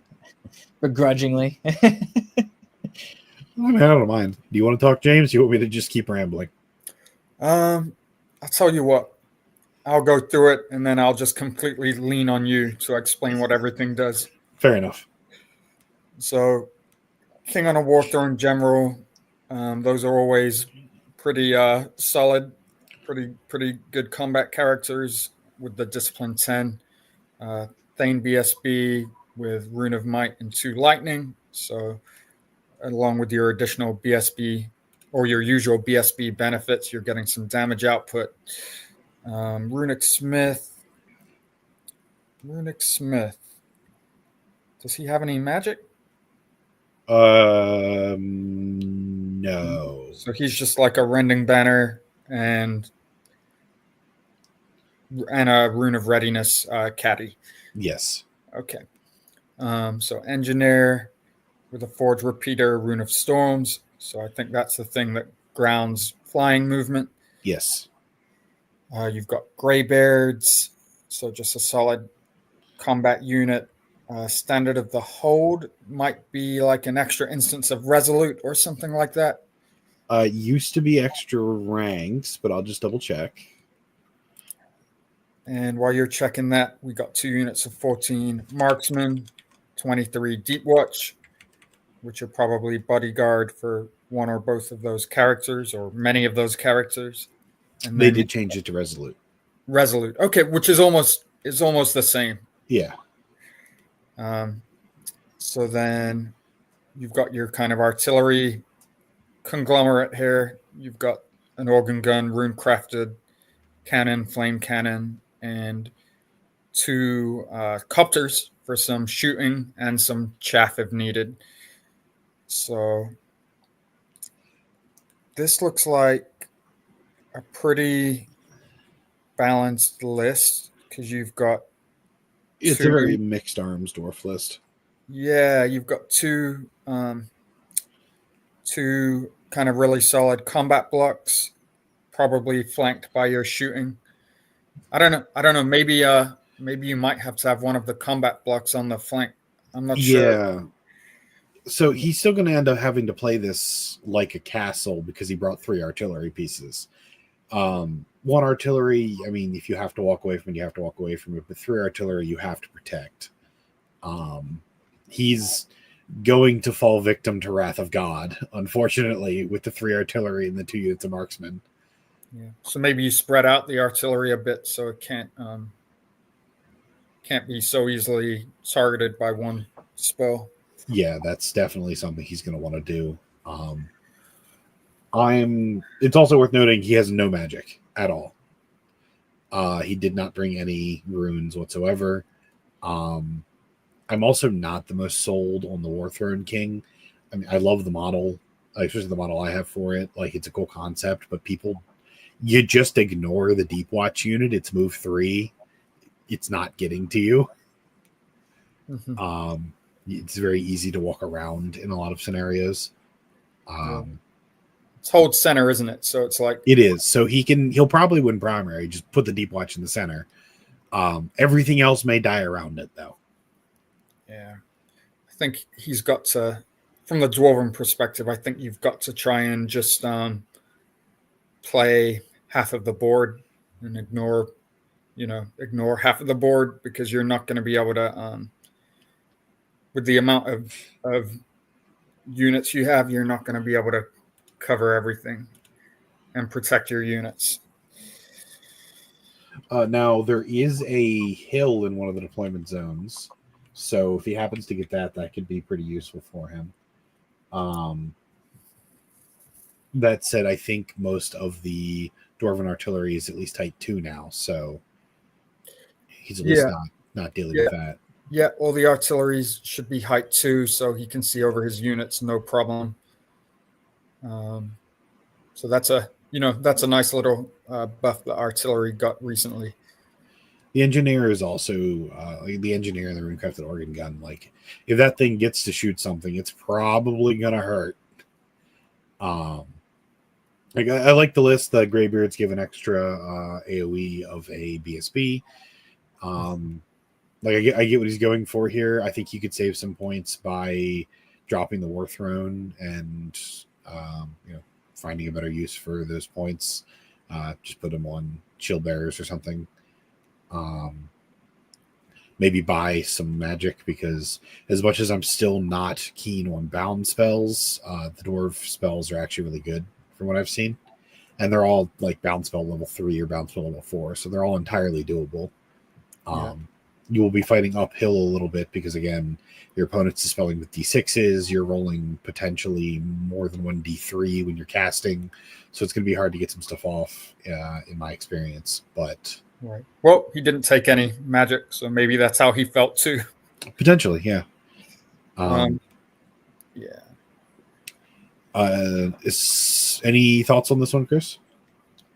Well, yeah, I think I agree. I'd probably change the king build a bit personally, from how I remember how playing across the field from doors and remembering which builds like really frustrate me. I changed it, and then I think the flame, while the flame cannon is certainly useful in certain situations, I'd probably just drop it, because the organ gun kind of does the same thing, if not better. And that's where I'd probably find a way to fit in the magic in the list. I also, we do have some solid combat, like the 2 Greybeards and the Deep Watch, I think are certainly solid. I don't feel like there's a real sort of hammer once you get locked in, assuming your opponent engages. I would engage the Greybeards, not the Deep Watch, right? You kill everything around the Deep Watch. Yeah. So you absolutely have to engage them, if so.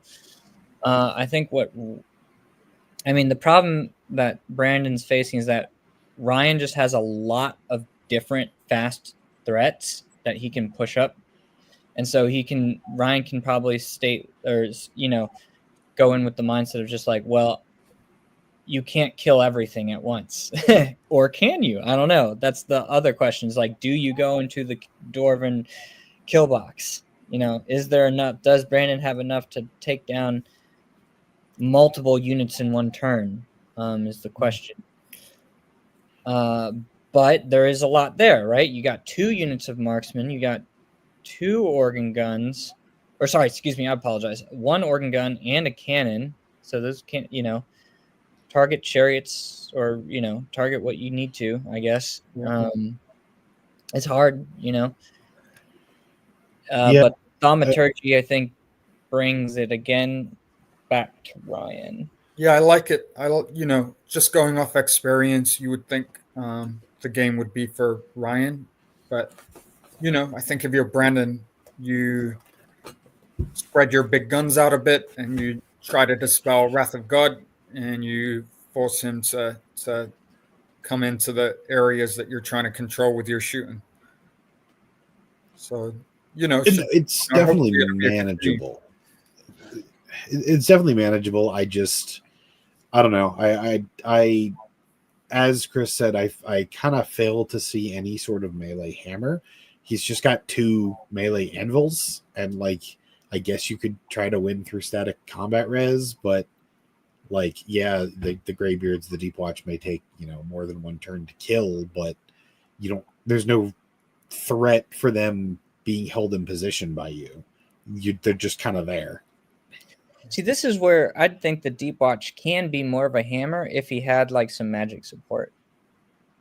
I mean, on the charge, they do pretty well, especially if you put the Smith in with them, because they end up being, because like dwarves get the +1 strength, +1 AP on the charge, and the Smith gives them the other AP. So on the charge, they end up, let me just double check their profile so I'm not lying to anybody. Yeah, on the charge, they're going to end up strength 5, AP 3. If the Smith is in there. So like it's not nothing. But that's on the charge, and you are charge 3. It's not the most common thing that you're the one getting the charge. I think those runes of might that are on the Thane and the Runic Smith should probably migrate over to the King, because then you've got a kind of a hammer. Well, Right. again, but that's 6, right? Or sorry, not no. sure. I was just going to say that's again, though, that's getting the King to where he needs to go. In my experience, it's if you have like a big combat character in dwarves, it's kind of hard to get him into anything ever. Yeah, but now he's got 0. Yeah. So I mean, it's D3 wounds on the King, but like he doesn't have anything buffing the strength or AP of the King, or the number of attacks would be good too. I don't think Rune of Fire is necessarily the play at the moment. Yeah, the King might be able to benefit from advantage position in some matchups, but he's as a standalone character, he's not as scary as he could be. One benefit of Rune of Fire is that it is an instance of flaming attacks that lets you choose whether to use it. Where others don't, that one actually does. Yeah, that's good. And then I just noticed the distortion emblem there too on the Iron Orcs. Yeah, so like I do think I have to give this one to Stottle. Yep. Well, best of luck, gentlemen. Happy to see y'all. Yes, yeah. Best of luck to both, and we'll be good to see you both. All right, we got 3 more. Let's go. We can do this. Mike and Jeff Durham. So we're doing, do forgive the new recruit because Empire. Look at that. The Empire list. We just know that Mike's cheating. That's just it. But yeah, so new recruit had the hardest time with Empire, it looks like. Look at I think all the alerts are for the Marshal. How much special equipment were you trying to give this guy, Mike? Too much. And then we got vampires for Jeff. So let's see. Let's go with Mike here. I'll do Mike. All right, so we got a Knight Commander General riding on a horse. Nice little Witchfire guard there. So does that make him just? I don't know. I think that might make him distracting, or 4+ Aegis against magical. 4+ Aegis against magical, and then he's got the Light of the Sonstal. So any hit, like basically, just goes straight through. Are those divine attacks? No, they're just AP 10. Gotcha. Auto wounds AP 10. Yep. All right. Martial Battle Standard and orders. We got a repeater pistol and black steel. Winter Cloak. That's the distracting, I think, or hard target, or whatever it is, I think. Winter Cloak is Aegis 5+, and it has a better Aegis against flaming. It might be distracting or hard target. I forget. It might be. Yeah. I remember it used to change. It was one of those things, perhaps at one point in time. Aegis 3 up against flaming, Aegis 5 up all the time, distracting 1, and automatically fails a regen. Oh, okay. That's okay. Nice. Okay. So 2 prelates, 1 with Kingslayer. Nice. On a horse. And we got Ghostly Guard with a great weapon for another prelate. Double Artificer here, one with a long rifle, one with a repeater gun. Ooh, we got a spell scroll, Flaming Swords, +1 wound. Ew. 10 knights with the Stalker standard, because like I feel like you kind of have to at that rate. 25 infantry with spears, double light infantry, with one with crossbows, the other with handguns, and the marksman pennant. You got the Imperial Guard, 28 Imperial Guard, also with the Stalker standards. That's really nice. We got an Arcade Engine, Ice and Fire. So we're really going on. Yeah. Oh God. Yeah. Look at all those guns. Braces of pistols on one, and then repeater guns on the other. We got some Rangers, and then we got a mortar and 2 Imperial Rocketeers. So there are a lot of guns here in this list, with some zoning with the Knights, and then the Imperial Guard are like your standard anvil here.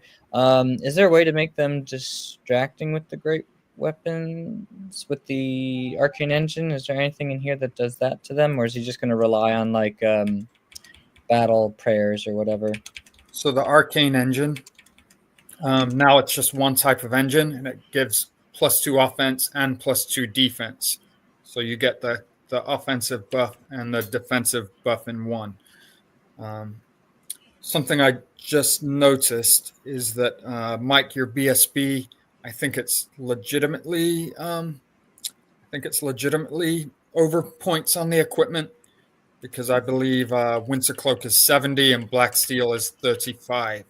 So that might be something we need you to fix beforehand, if possible. You are correct. And the Marshal, let me just make sure the Marshal only gets 100 points. Yeah, he does. Yeah, so that will be an adjustment that you'll need to make.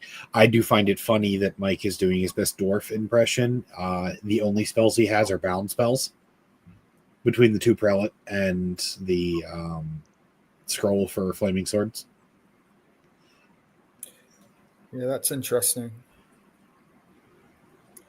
And then the Arcane Engine as well, also more bound spells. Yeah, minimal magic bound spells. If you can 2 dice, if they're all like 3+4+ spells that you can 2 dice, I think it might be all right. That's a lot of guns. Yeah, it's a lot of guns. The Arcane Engine will make the Imperial Guard offense, defense 6.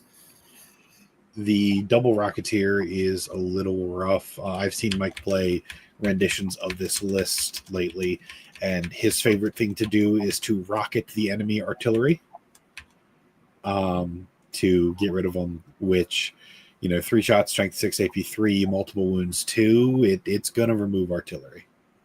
Only hits on 5s, but it's still pretty good. Yeah, just has to hit. Very nice. All right, going on to Jeff. Vampire. Well, Vamps in Maryland. Sure, why not? So you've got just off the bat, this looks pretty similar to vampire lists we've seen Jeff play before, with a Brick of Beauregard and Black Knights or Barrow Knights, with a vampire count in the unit. So you've got a Sangreal count, which is the kind of vampire with +1 armor and fury. And you've got an Adept of Occultism. That's a very good Magic Path, True Thirst, Eternity Gem, Duskforged. So just a really solid combat build. You've got a 1-up rerollable. You've got 3-up maximized on your... wait, is he... let me make sure I'm not lying. Does he have the Crimson Rage thing? Don't know if my eyes are betraying me, but no, I don't he does not. Crimson Rage. Okay, he doesn't have the Crimson Rage. No. So but he still has a 1-up rerollable, strength 6, and he's still a good character. Maybe something tells me that he might be meant to have Crimson Rage, but I'm going to have to check the points on that if they're included or not. Is it the Skeletal Seed or the Spectral Seed? Because he starts at arm 2, and then Skeletal Seed gives him 2 more, and then so he's arm 4. Truth Thirst, no. So he's arm 5, so it's a 2 up if I'm reading this right. No, it's a 1 up. It's a 1 up because he's Sangreal, which gives you +1 armor, and he has a shield. Oh, I missed the shield. Yeah.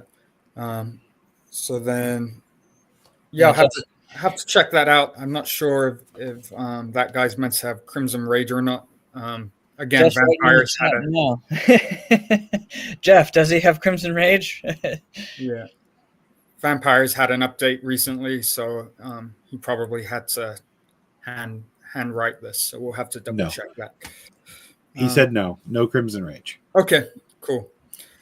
So then you've got the Vampire Courtier. This is your General. General with Vitala, Mysteries of the Night, Shamanism, Destiny's Call, Paired Weapons, Touch of Greatness. So just a bit of a what I would call a jack of all trades kind of character here.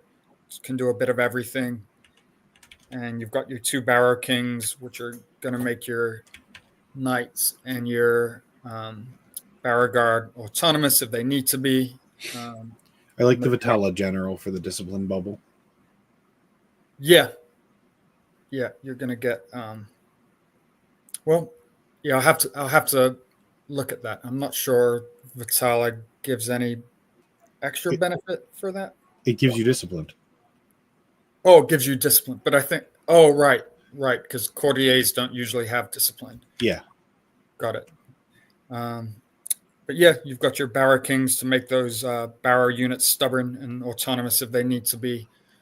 Ghouls got a nice buff. They're extra support too now, so you really have to munch through them before they actually start losing attacks.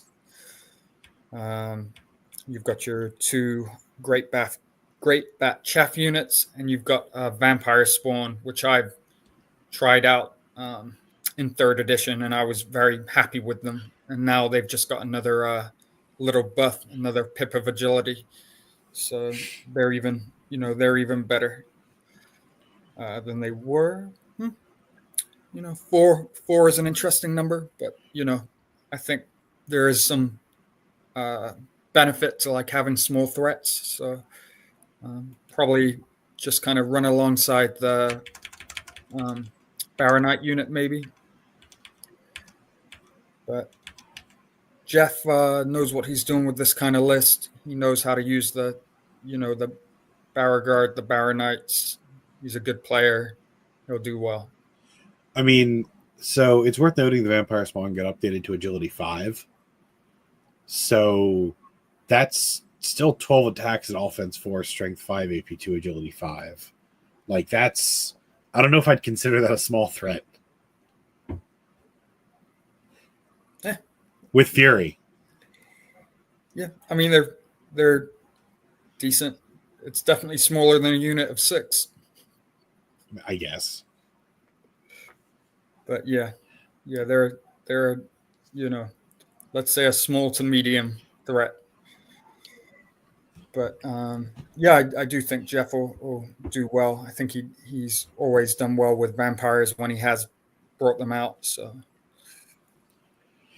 I like the cheekiness of the Eldritch inscriptions on one of the Barrow Kings too. The reroll failed wounds with the lance, yeah, pairs nicely with the lethal strike. And then, do they still have multi wounds too against characters? I think that's just a Barrow thing, isn't it? Unless they've never had it against characters. It's multi wounds 2 against. Well, it's height 1 to 2. Height 1 and 2. Excuse me. Yep. Yeah. Well, I mean, it usually is characters, but not if they get on like a big. Height 1 and 2. Yeah. Yeah. Got it. Very nice. All right. Thoughts once we have some updates on Mike's list here. Yeah, I'd probably give it to the vampires because, healing against shooting lists, it's usually healing lists usually play pretty well into shooting lists, and Jeff doesn't have. He doesn't do like the solo models that the shooting really threatens. So I would probably give the edge to Jeff here. Yeah, Black Knights or the Baronites are rough because, I mean, on one hand you're like, oh man, they're knights, but there's still only one wound, so healing is pretty effective considering the resurrection value of D3 plus 2. Like, you can get back almost an entire rank if you roll well enough. I know an entire rank if you roll well enough. I think they're in a really good spot. I've always enjoyed the Baronites. Plus, they're going to be MR2 with that Barrow King in there. I think Jeff's just going to get to Mike before he can do enough damage to him and roll him over. The only potential issue Jeff might have is that block of Imperial Guard.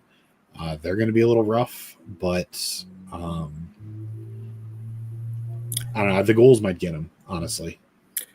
Yeah, there could be a really long, drawn-out combat with the Imperial Guard and something else, but I would expect the vampires to wear them down eventually. Yeah, I think I give this to Jeff. Yeah. This also feels like a classic matchup: Vampire versus Empire. Yeah. Yeah. Oh, that's a good point too. Jeff's just like, I'm just going to throw the zombies at them and they can have them for the rest of the game. Yeah. So, you can do that too. Just throw the zombies at the Imperial Guard and then never talk to them again. Mike also has a night bus, so it's like night bus against night bus. It's pretty epic. So, yeah, but I don't think there's anything Mike's night bus just punches through without that then just healing up again. Right. Yeah, and the Baronites have lethal strike, which is like a whole thing. Yeah, I don't know. I think Jeff's got this. Yeah. Sorry, Mike. All right. Best of luck, gentlemen. Let's go. All right. Brian and you, Chris. Oh, look at that. 4,000 for each one. Oh, wow. Okay. Nice. My list is much longer. It is. So, I'll do Brian's. Attempt to, at least. So we got an Overlord on a Bull of Shamut flying around with an Eye of the Bull. Infernal Weapon Onyx Core, nice, because they can, Infernal Dwarf characters can take those, 2 different magic weapons. Ring of Desiccation, and a Potion of Swiftness. So he, that guy can hurt you pretty nicely and can switch his weapon up depending. Oh no, it's only the Infernal Weapon. Sorry, he didn't take like a Shield Breaker on a different one. Okay. That's what I'm used to seeing. But he does have a Potion of Swiftness. Okay. It's worth noting the Overlord has to buy 2 magic weapons. Right, so he has the Eye of the Bull for that shooting. Yeah, he put it on the flintlock axe so he can use it for shooting. So, Wizard Master Pyro, okay, good in certain matches. Fireball, Flaming Sword, Pyro Classic Low, Cage of Embers, nice on a flintlock axe, and some Talisman of the Void for extra channel. BSB with Mask of Ages with Infernal Weapon. 2 blunderbuss units with banner twice branded. Yep. 18 Immortals now with Infernal Weapons. Okay, so they're more of like an anvil. So we got a Titan Mortar, some Tarok Enforcers. So they're like they're still Res 5, I believe, with paired weapons and shields. So they still, I think, have a 3-up armor from ranged. 2 units of Vassal Cav for some incendiary tokens and a flamethrower. So, short range shooting for sure. So yeah, but you still have, it's still like both the blunderbuss units can still hurt you, of course. You still have at least 1 NAFTA thrower in there. 2 instances of incendiary tokens with pyromancy is nice. And Ring of Desiccation as well on the guy. It's not all short range. The Infernal Artillery doubles the range. So it's a 36-inch mortar. Right. Well, that's the one piece that Yeah. can reach out, touch you. Okay, nice, Brian. I'm really excited to see the fully painted Infernal Dwarf army from Brian. That's gonna be really, really cool looking, I think. So nice list, Brian. All right. Shall we talk about my madness now? It doesn't fit on the screen. I'm not sorry for this. We're essentially going to play a list that I'm not entirely sure what's going to happen either, and we'll figure it out together. We have our Witchcraft Adept. This is mostly here for the combination of Illusory Paths and Cauldron's Curse. Cauldron's Curse is funny here because it's weakness ranged. Everything that's not a melee attack is a ranged attack. So all of the Mad Gits and the Wrecking Teams and all that kind of stuff are all ranged attacks. Not to mention I have 2, as we'll see later, 2 artillery. So there's that. And then Illusory Paths is funny because you throw out some Mad Gits in front of somebody and then give them random move so they can, if they want to come forward, they have to. Move on to the Mad Gits. And then we have 8 Mad Gits because I learned last night that the limit is actually 8, not 6. That was changed when we switched to the rarity system. Because before it was just 3 and then doubled for Dharmu, but now Dharmu makes them regular, so I can take 8.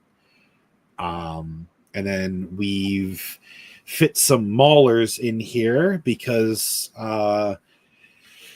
it ends up being 2 attacks, strength 6, AP 4 per dude with Fury, because of the great weapons, or they have the paired weapons for 3 attacks a dude with strength 4, AP 2 with Fury. And I think those are really funny in units with Goga Cauldrons, which means they get Dying Blow. So even if you murder them, they're still going to hit you. I've split up my Goblin Rabble a little bit. I've got the one big unit with the bows, the poison spears and shields, musician, standard bearer, Goga Cauldron. And I've got 2 smaller units. This was mostly done because I wasn't seeing a benefit in the second large unit as much. I mostly need targets to release fanatics from in this scenario. Not, I'm goblins at the end of the day. I'm not holding. The only reason I have the one big brick is because it's my general BSB brick, so I want a chance potentially, plus it's some bows. So 3 units poison spear shield, they all have Goga Cauldron, 2 units of 15 Nashers. These are minimum size units of Nashers. They're just little darts to be able to charge into something. It's still 15 strength 5 AP 2 attacks at offense 4, even without the extra support, so they're still solid. 2 units of Git launchers. This is again to add to the range damage and also potentially spawn more fanatics. I think you're seeing a theme here. 1 unit of Gogtuk Neophytes. I removed the Creepers upgrade, so they lost the Skirmisher and Scout, but they need to get a standard bearer, so these guys are probably going to be ambushing. Since I lost Trusted Advisor, I may end up with I need scoring units in the opponent's deployment zone, so they have a flag and they might potentially show up in a deployment zone. They're also fun to come from behind and throw some Mad Gits out. 2 units of Nasher Dashers. I think these are just strictly better than the units of Nashers. Extra support 2 with Fly, but you're limited to 2 units of them, so that's why I have 2 instead of just 4 and no Nashers. 2 Pump Wagons. These are one of the things that I lost for the extra Mad Gits and Maulers from the list we played yesterday, Chris. I basically lost a unit of Neophytes and a Scrap Wagon for 2 extra Mad Gits and 4 Maulers. And then the 2 Wrecking Teams. There's a lot of random movement in this list between the 8 Mad Gits, the 2 Wrecking Teams, and the 2 Scrap Wagons.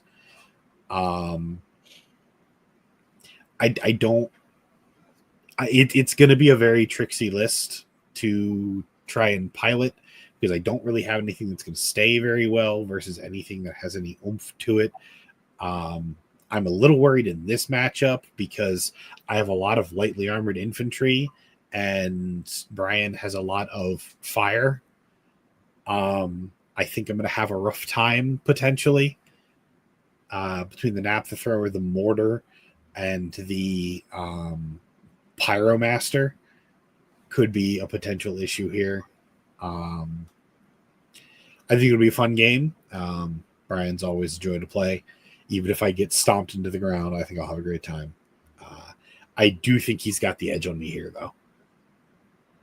His pyromancy spells can hopefully, if he goes first, he can hopefully, I guess his goal would be to just start taking out all the things that are on the board first, right? Like your wrecking teams and your, things that have the potential to do a lot of damage to his units. And then he has some cav that he can always throw away too if he needs to. I mean, they're still expensive, but but if he needs them to do it. Weirdly, I think his best bet as far as things to target with like the blunderbuss blocks and the mortars and everything, if he deletes those 3 goblin rabble units, which I don't think is going to be hard, I have no way to launch the fanatics. Right. Because I have the 3 goblin rabbles and the 1 neophytes, and you can only choose the units 3 times per phase. Like, I've invested a lot in those guys living for a couple turns at least. So if between pyromancy and the mortars and everything, he just deletes those rabble units, he kind of just gets the fanatics for free without having to deal with them. Well, all you need is 1 goblin, right? Alive. Yeah, I just need 1 goblin. So, let's see. I'll give it to... I don't know. I'll give it to Brian, but it's so hard. I'd still call it an unstable matchup because you just never know with like the random movement and things just going nuts.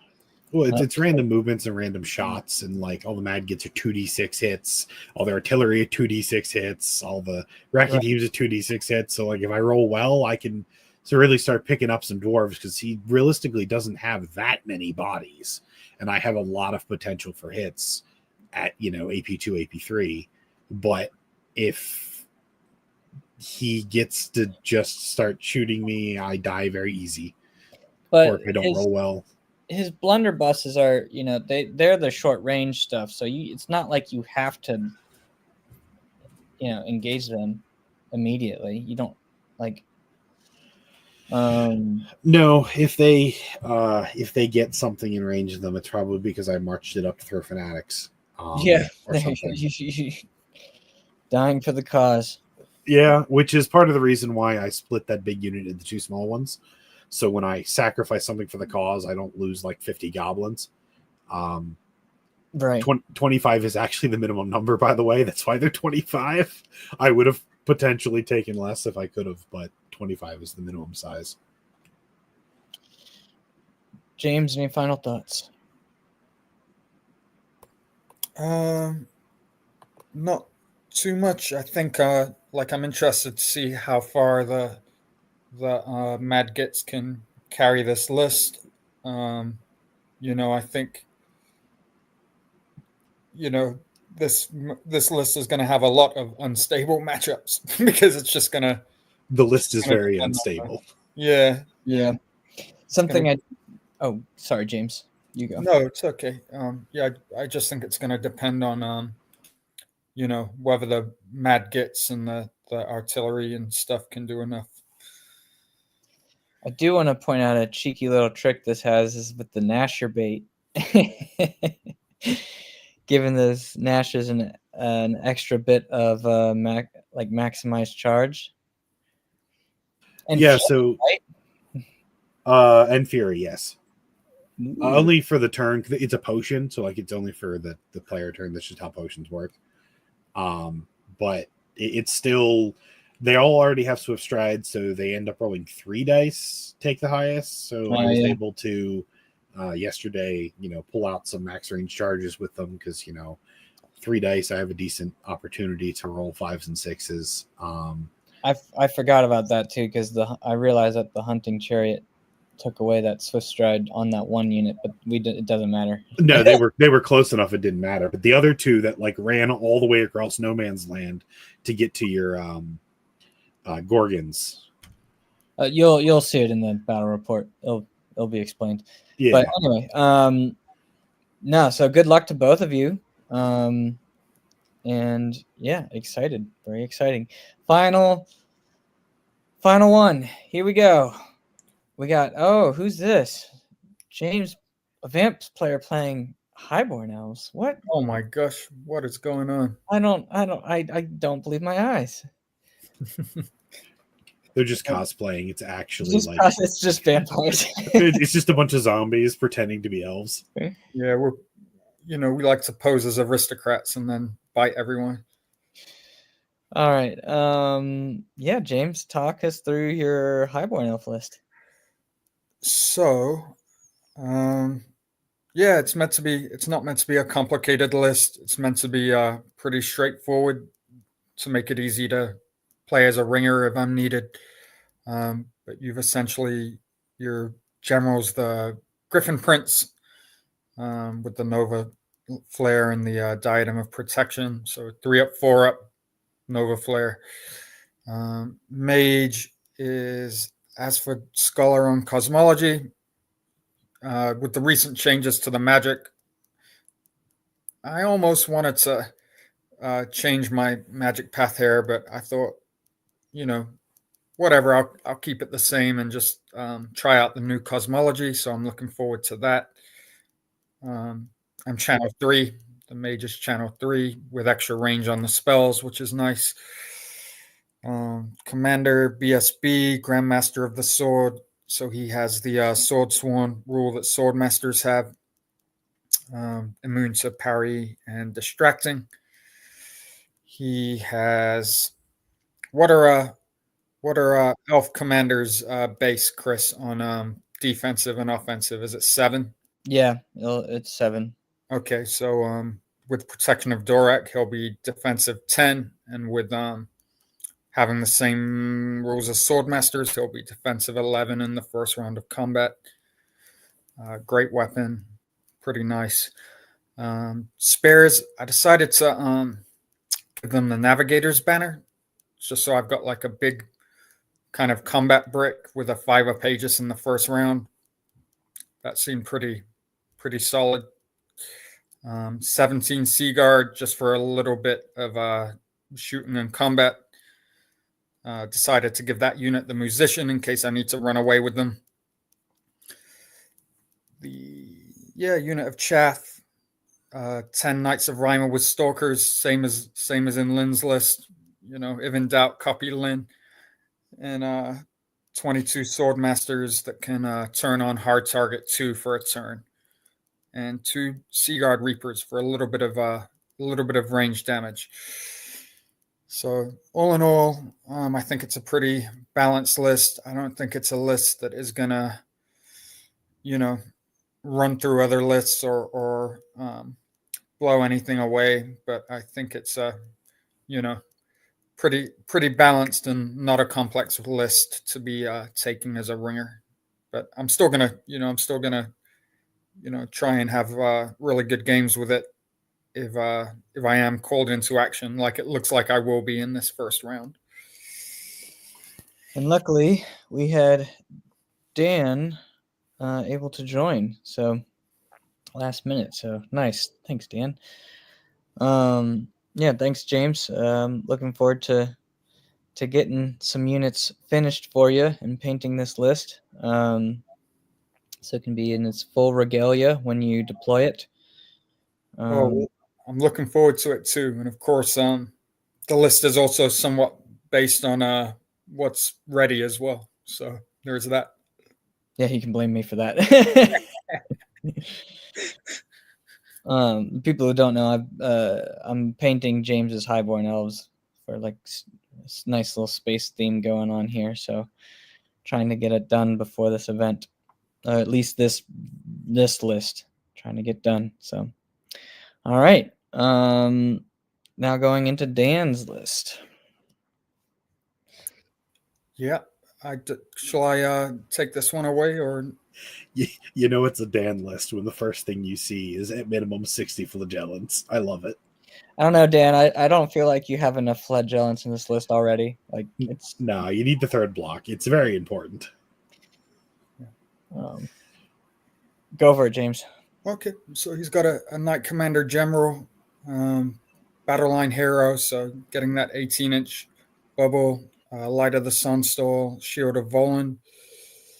You've got a Marshal BSB on a horse with the Scroll of Conquest, which is maybe a reroll charge or an extra maximized, and Hero's Heart. You got a Battlefield Wizard with the Mimic Cloak, just an adept on Pyro, and a Prelate on an Altar of Battle, which Dan tells me the options weren't working right in New Recruit, and that shield is actually a great weapon. So Prelate, Altar of Battle, great weapon. 40 heavy infantry, musician, and standard War College banner, which is the new banner that lets the unit give itself an order. 16 marksmen with crossbows with the banner that lets them stand and shoot. 10 knightly order with cav picks, so they will be your strength 4, AP 3 with the Stalker standard. So you're going to have a let's see, yeah, your Knight Commander and your Marshal will go there, and there'll be a parent unit. You've got 2 units of 15 Imperial detachment with great weapons. So this is the variant of the Imperial Guard unit that is you don't get to add any extra models to it, but it gets the rules for support units instead of parent units. So some potential countercharge options going on with them. Imperial Rangers got a nice little update. They now, instead of having the crazy Zeal lethal strike bows that they used to have, they're more just kind of like typical scouting chaff unit. But what they do, which is really cool, is they give one of your parent or support units a Vanguard. So that can help your shooting to have extra range on the first turn if you need it to, or help you maybe just help you adapt to your opponent's deployment. If say you drop for first, you've just got you're going to have an extra little bit of extra adaptability with the Imperial Rangers in the list, and then 2 units of riders. So that's your chaff with guns, and 2 big units of flagellants, which I think are going to be really tough for people because they are now resistance strength 1 through 5. So they used to be resistance melee attacks, but now they're resistance strength 1 through 5. So they're going to be much more resilient to shooting and magical missiles and those sorts of things. And you're going to need strength 6 or above to melt them efficiently. That's part of the reason why I was saying, like, I definitely think I would have just started this list by slamming 3 blocks of flagellants in it. They just seem so good now. One thing to note, though, if I'm reading this right, he only has 1 parent unit and 3 support units. I think he has 2 parent units because the Knight Commander should make the knightly orders a parent unit. Oh, okay. Yeah, and then the heavy infantry are a parent unit. Yeah. Yeah, so two parent and 3 support? Yeah, because the 2 Imperial detachment and then the marksman. And the marksman. Yeah. Yeah. So I'm looking forward to playing this list. I'm looking forward to seeing well, I don't know how I'm gonna deal with those flagellants. Yeah, I was just about to say that. I don't think you have an answer for those. Yeah. I think without line formation, they don't put out quite so much damage. So I don't know. I mean, I don't think my list will grind with them particularly well, but maybe some other lists might be able to grind with them a little better than before when they put out a little bit more damage. Well, they still have Dying Blow, right? Yeah, they have Dying Blow. Yeah, so that's part of the reason why I'm rating them so highly here is, in my opinion at least, a lot of the strength in the elf books comes from their base stats, especially their agility. So, like, for example, your sword masters, part of the, what makes them so deadly is that they're just going to kill things before they get to attack. And the flagellants just don't care. Nah, the flagellants don't care. Yeah. So, but I'm guessing he'll run them like 7 or 8 wide. So that's going to be 14 to 16 attacks. I think he's running a prelate, so he'll have an opportunity to give some of his units hatred. It's on an altar, so it's an AoE, isn't it? Yeah. So he'll have that. He'll be able to give units in that aura hatred, first strike hatred. Well, your bolt throws will have something to do. Yeah, the bolt doors will have something to shoot at.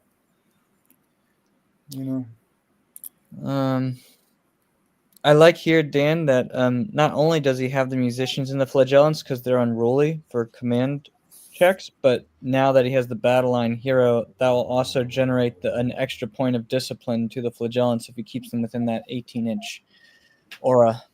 Does battle line hero give disciplined? I thought it just increased, unless the Knight Commander has it base. The Knight Commander has it based, I believe. Yes, he does. I just checked. So, yeah. So that's kind of counterbalances like an issue when I played the flagellants before this was that they were unruly and he was struggling to reform them if you took them in the flank. But now that he's kind of corrected that problem with this list, so I like the change for sure.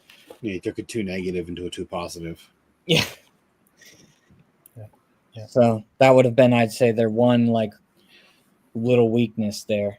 But yeah, very nice. Well, who do you think's gonna take it? I got to give it to Dan. I don't think there's really any answer for these flagellants. Like, I get that they don't do as much damage, but I don't know, man. I think you get your work cut out for you on that one, James. Yeah. They're not going to be easy units. Still, I'm gonna give myself a draw. Actually, no, wait. You're the ringer. I'm gonna give Mike a 15, or not Mike. Sorry, Dan a 15. I don't know why I said Mike.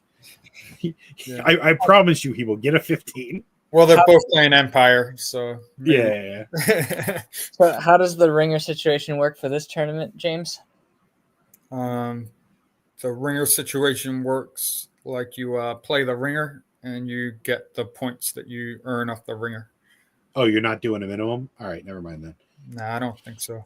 Okay, then yeah. Unless everyone wants a ringer for the minimum. Minimum from the ringer. There's arguments both ways. Whatever you're doing, as long as you're consistent, it's fine. I don't think I would do that in the first round anyway.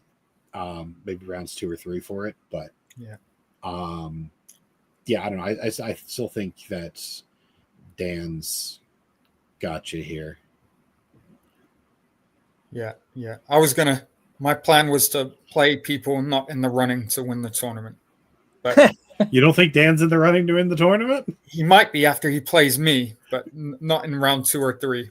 I don't want to be playing in round 2 or 3 people who are trying to win the tournament, because what if, as I might be needed for other things. That's fair. Well, that being said, best of luck. And then you didn't tell us who you thought, Chris. Oh, I don't know. I do think Dan's list trades better against yours, like outgrinds you, James. At the same time, I do think you have tools to deal with some of his units. And, flagellants are still only they only go. You can't give on the double to flagellants. So like, depending on how deployment goes and who gets first turn, I think, James, if you wanted to, you could mitigate how much effect the flagellants have on the match, just depending on deployment. Yeah, hopefully I'm not fighting both units on turn 2. That would be a quick way to get a 0. I mean, if I were Dan in this matchup personally, I would, deploy both flagellants on the line, like close to the center, and just push them forward because, like, they just want them down your throat as quickly as possible. At least in my opinion. Yeah, not bad. Well, all right. So that brings us to the conclusion of our list review. Thank you both, James and Chris, for joining me on this one. Of course. Yeah, really appreciate y'all taking the time. And James, thank you so much for organizing the event. And Chris, thank you so much for just like chipping in and providing extra support as well. There's going to be some fun, I think, some fun 3D printed prizes for people at the event. And, of course, if there's any list questions, or make sure you do some double checking, reach out to James, letting him know what, what your situation is with the list. Because, of course, new recruit, and there's been a lot of like issues with the recent updates. So make sure you do that before the tournament. And with that being said, thanks for watching. Don't forget to like and subscribe. Say bye, everyone. So long, everybody. Hey, see you all there. Ciao for now, y'all. Peace.